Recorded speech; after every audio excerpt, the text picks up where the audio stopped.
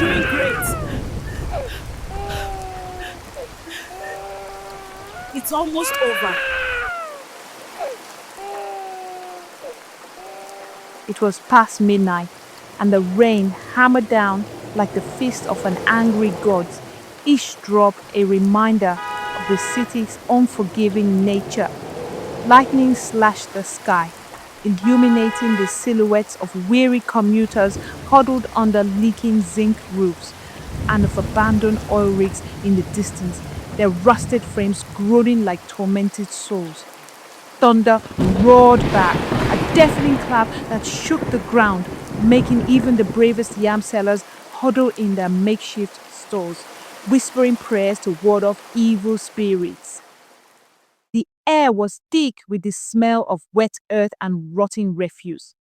Port Harcourt, the oil-rich heartbeat of Nigeria's south-south, was drowning under a relentless downpour, the kind that turned the streets of Dihop into rivers of mud and despair. In the heart of Mile 3, where the shanties leaned against each other like tired old men, a scream pierced the night, a sound so raw, so primal, it made even the stray dogs stop their howling. Mama Naza, a stout woman with a face carved from years of haggling at the oil mill market, was trudging home from her late night vigil at the Redeemed Christian Church. Her wrapper clung to her thighs, soaked through, and her headscarf was a sodden mess. But her spirit was buoyed by the pastor's fiery sermon about divine protection. She clutched her Bible tightly, muttering prayers under her breath when the scream came again, sharper this time, cutting through the rain's roar. It wasn't the usual drunken brawl or the cry of a child waking from a nightmare. This was something else, something that made her heart lurch. She froze, her worn out slippers sinking into the mud. The scream had come from the alley near the abandoned mechanic workshop, a place everyone avoided after dark. They said it was haunted, not by ghosts, but by the living dead, madmen and women who roamed the shadows, their minds broken by life's cruelty. Mama Naza wasn't one for superstition, but her legs trembled as she peered into the alley. The darkness seemed to pulse, alive with menace. Then a flash of lightning illuminated the scene, and she saw her. The woman was crouched against a crumbling wall, her body hunched over, her ragged clothes barely covering her skeletal frame.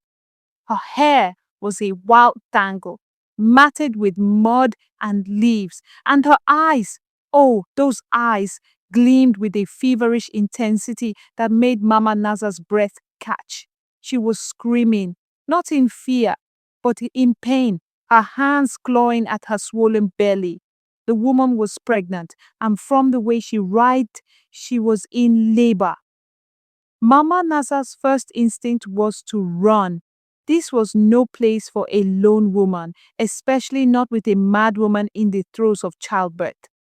But something held her there, perhaps the weight of her Bible, or the memory of her own three births, each one a battle she barely won. She took a cautious step forward, her voice trembling as she called out, "Sister, are you all right?" "What is happening?" The woman's head snapped up, her eyes wild and bloodshot, and she let out a guttural moan that sent a chill down Mama Naza's spine. "Leave me," she rasped, her voice like gravel. "Leave me to die." Mama Naza hesitated, her heart pounding. The rain was a curtain between them, but she could see the woman's body convulsing.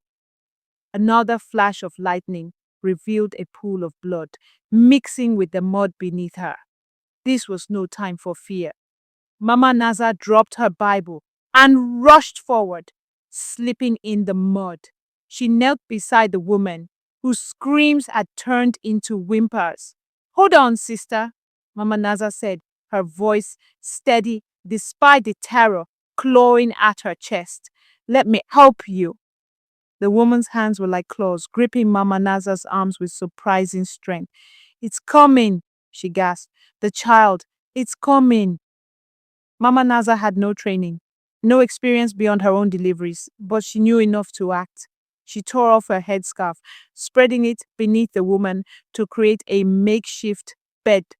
The rain stung her face as she guided the woman, shouting over the storm, "Push, sister!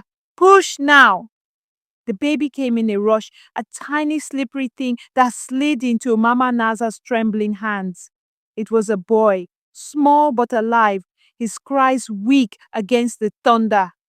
Mama Naza wrapped him in her shawl, shielding him from the rain. She looked up to check on the mother, but the woman was gone, vanished into the night, leaving only a trail of blood swallowed by the mud. Mama Naza sat there, clutching the newborn, her mind reeling. Who was she? Where had she gone? The alley was empty, the rain washing away any trace of her existence.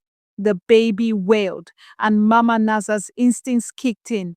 She stumbled to her feet, cradling the child, and ran toward the nearest house with a light on, her screams for help drowned by the storm.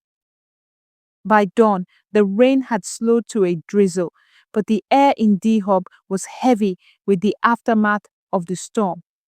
Mama Naza sat in the cramped living room of Sister Amaka, a neighbor known for her herbal remedies and sharp tongue.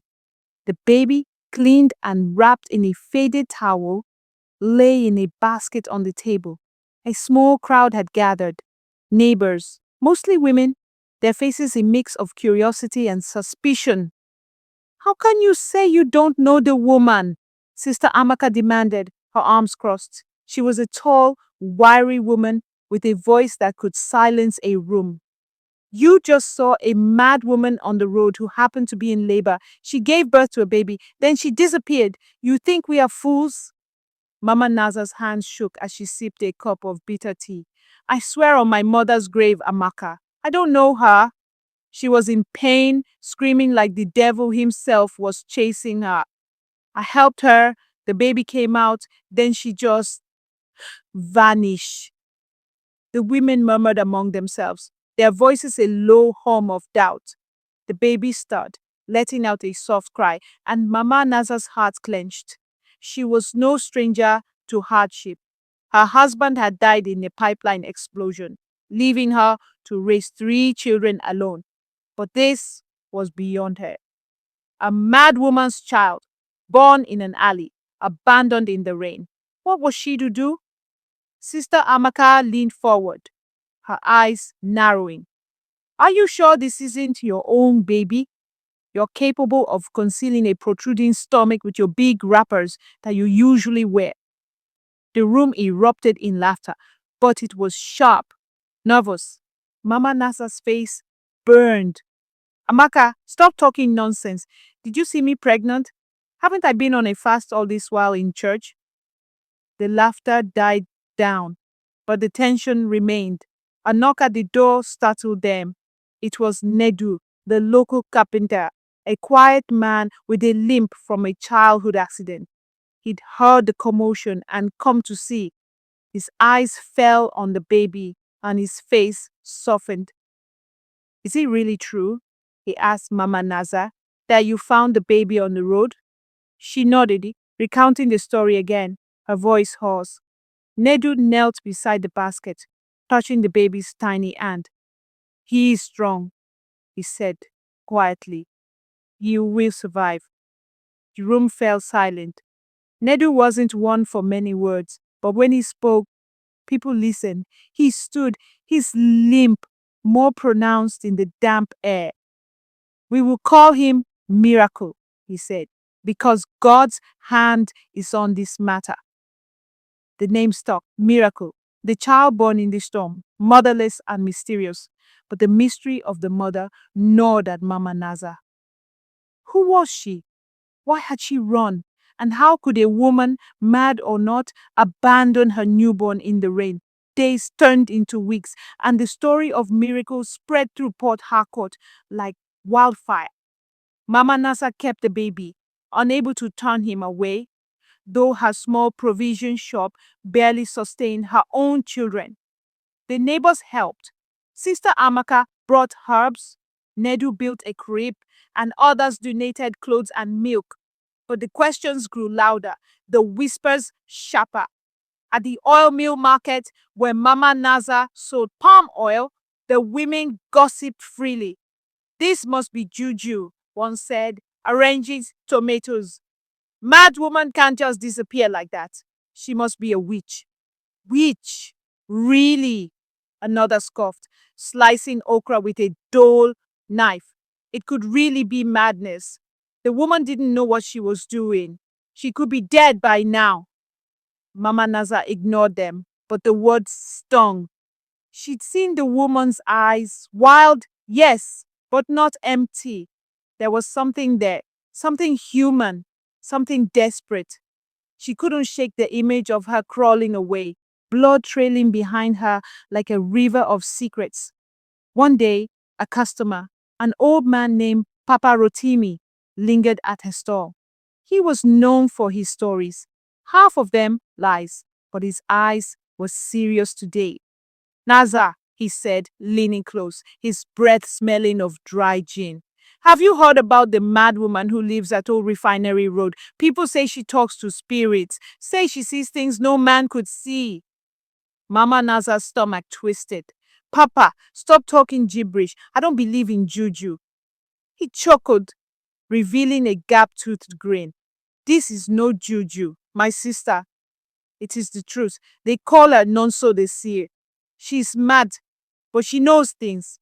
Things that can make your skin crawl. Mama Naza brushed him off, but the name stuck. Nonso the Seer. Could it be her? The woman's face haunted her dreams. Those eyes, that scream. She resolved to find out. She couldn't raise miracle without knowing the truth. Mama Naza's search began in secret. She didn't tell her children or the neighbors, knowing they would call her mad. Port Harcourt was a maze of secrets, and the old refinery road was its darkest corner, a wasteland of rusted pipes, overgrown weeds, and forgotten dreams. The locals avoided it, whispering of ghosts and curses, but Mama Naza was driven by a need she couldn't explain. She went at dawn, leaving Miracle with Sister Amaka. The road was eerily quiet, the air thick with the stench of decay. She walked for hours, asking questions, but the few squatters she met shook their heads, their eyes darting away. Finally, an old woman, her face wrinkled like crumpled paper, pointed to a shack hidden behind a pile of scrap metal. Nonso is there, she whispered, but you won't like what you will see. Mama Naza's heart pounded as she approached the shack. The door was a sheet of corrugated iron, rusted and creaky. She knocked, her voice trembling. Nonso, are you there? Silence. Then a low moan like an animal in pain. Mama Naza pushed the door open and the smell hit her. Unwashed skin, rotting food, and something metallic like blood. In the dim light, she saw her. Nonso, if it was her, was a shadow of the woman from the alley. Her body was gaunt, her eyes sunken, but they burned with the same feverish light. She sat on a mat, surrounded by strange objects, bones, feathers, a cracked mirror. You! Nonso rasped, her voice a dry whisper. Why are you here? Mama Naza's mouth went dry. The baby, she managed. Your baby. Why did you leave him? Nonso's laugh was a broken sound, like glass shattering. My baby, she said, her eyes distant. You don't understand. They are coming for him. They want to kill him. Mama Naza's blood ran cold. Who? Who's coming? Nonso's gaze snapped to her, sharp and piercing. The people who took everything, the people who cursed me, they know the child will change everything. Mama Naza's mind raced. Was Nonso mad, or was there truth in her words? She pressed further, but Nonso's words grew incoherent, a jumble of warnings and riddles. Protect him, Nonso said at last, her voice fading. Protect my miracle. When Mama Nazar left the shack, her head spun with questions. Who were they? Why was Nonso so afraid? How did she know the baby's name to be Miracle? And why did she believe Miracle was in danger? Months passed and Miracle grew stronger, his dark eyes bright with curiosity. Mama Naza loved him like her own, but the mystery of Nonso weighed heavily on her. She visited the shack again, but it was empty, the strange objects gone. Nonso had vanished again, leaving no trace. Then, one night, trouble came. Mama Naza was locking up her shop when two men appeared, their faces hidden by the shadows. They wore expensive agbada, but their eyes were cold, like snakes. Where is the child? One demanded, his voice low and menacing. Mama Naza's heart stopped. What are you talking about? She said, her voice shaking. The man stepped closer, his breath hot on her face. The mad woman's child. We know you have him. Hand him over, or you will regret it. Mama Naza's fear turned to rage. She grabbed the broom and swung it, shouting, Leave now! I am not afraid of you all! The men laughed, but they left, their footsteps echoing in the dark. Mama Naza knew they would be back. She moved Miracle to her sister's house in Elem, a quieter part of Port Harcourt, and began to fortify her home. Nedu helped, building stronger locks, while Sister Amaka brought protective herbs, though Mama Naza wasn't sure she believed in them. The truth came in pieces, like a puzzle scattered across the city. Mama Naza learned from a market trader that Nonso had once been a teacher, a brilliant woman named Chinyonso, who had worked at a government school. She had been outspoken, criticizing corruption in the oil industry until she was targeted, her family ruined, her mind broken. Some said she had been poisoned. Others said cursed. Either way, she had become a mad woman, wandering the streets, speaking truths no one believed. But Nonso's warnings about Miracle were real. Mama Naza discovered that Nonso had been pregnant when she disappeared, and certain powerful men, oil barons perhaps, believed the child was a threat. Why? The trader didn't know, but he whispered of a prophecy, a story too wild to believe. A child born of a broken woman would bring justice to the land. Mama Naza didn't believe in prophecies, but she believed in danger. She kept Miracle close, teaching him to hide, to be quiet, to survive. The men returned, their threats bolder, but the community rallied. D-Hub was poor, but it was strong. Neighbors kept watch. Children ran messages, and Nedu stood guard with a machete. Years passed, and Miracle grew into a quiet, intelligent boy, unaware of the storm that had birthed him. Mama Naza never found Nonso again, but she heard rumors of a woman in Lagos, sane again, fighting for justice. Was it Nonso? She didn't know, but she hoped. One day, a letter arrived, slipped under her door. It was unsigned, written in shaky handwriting. Protect him. They are still watching. He will change the world. Mama Nasa's heart swelled with fear and hope. She looked at Miracle, who was weaving a basket, and vowed to keep him safe. The truth was unbelievable. A mad woman's child, a symbol of redemption, a spark of hope in a broken city. She didn't understand it all, but she believed in him. The rain came again that night, softer this time, like a blessing. Mama Naza held Miracle close, whispering, You are my miracle. Nobody can touch you. And in the distance, the city of Port Harcourt hummed with life, its secrets buried deep, waiting for a child to unearth them.